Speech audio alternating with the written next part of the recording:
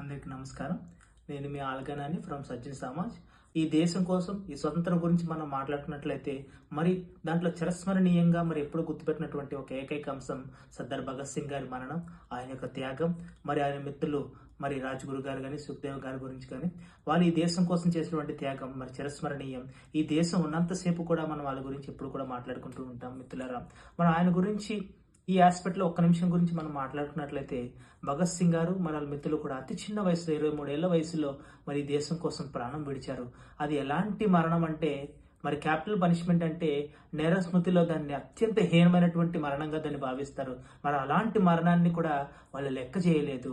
మాకెక్కడ కూడా ప్రాణభిక్ష పెట్టండి అని అడగకుండా ఈ దేశం కోసం మేము ప్రాణం ఇస్తాం, ఇంకలాబ్ జిందాబాద్ అని చెప్తూ కూడా ఈ దేశంలో విప్లవం వర్దిల్లాలి అని చెప్తూ ఈ దేశం కోసం వాళ్ళు ప్రాణం విడిచారు మిత్రులారా.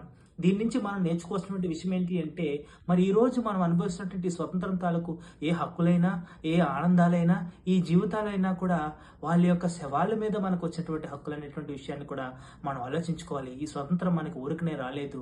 ఈ స్వతంత్రం కోసం ఎంతో మంది తమ ప్రాణాన్ని త్యాగం చేశారు, ఎంతో మంది జైళ్ళల్లో మగ్గిపోయారు, ఎంతో మంది ఎన్నో కష్టాలు పడ్డారు. మరి అలాంటి స్వతంత్రం గురించి మనం ఆలోచించాలి, దాన్ని మనం బాధ్యతగా స్వీకరించాలి. మరి అదేవిధంగా ఆయన గురించి మనం ఎప్పుడు చెప్పుకున్నట్లయితే ఆయన్ని తెగువకి మరి సంకల్ప బలానికి ప్రతీకగా వారిని చెప్తారు. మరి అలాంటి సంకల్పం ప్రతీకే కాకుండా ప్యాట్రియాటిజంకి అసలైన అర్థం అంటే దాన్ని భగత్ సింగ్ గారు అంటారు. మరి నేటి యువత, నేటి ప్రతి వ్యక్తులు కూడా ఏదైతే ఈ దేశం తాలూకు ప్రేమని, ఈ దేశం మీద తమకున్న ప్రేమను కూడా వ్యక్తం చేయాలి, ప్రేమను బిల్డప్ చేసుకోవాలి.